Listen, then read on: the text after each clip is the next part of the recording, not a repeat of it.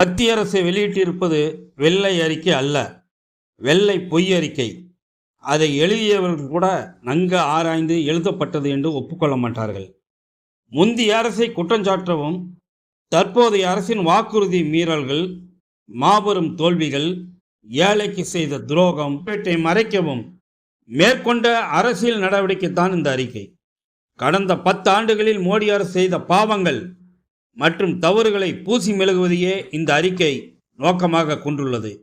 நியாயமான பாரபட்சமற்ற ஆராய்ச்சியாக இருந்தால் 2004ஆம் ஆண்டு தொடங்கி 2014ஆம் ஆண்டோடன் முடிந்திருக்கக்கூடாது. வெள்ளை அறிக்கையில் வேலையின்மை, பண மதிப்பிழப்பு, பணவீக்கம் ஆகிய எதுவும் குறிப்பிடப்படவில்லை. முக்கியமாக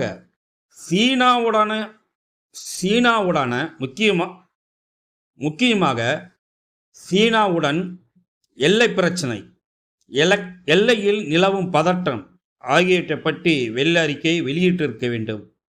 மக்கள் கேட்கும் போதெல்லாம் மத்திய அரசு மௌனம் சாதிக்கிறது. பொதுத்துறை நிறுவனங்கள் மோடியின் 2 நண்பர்களுக்கு விற்கப்படுகின்றன, விட்டுவிட்டன.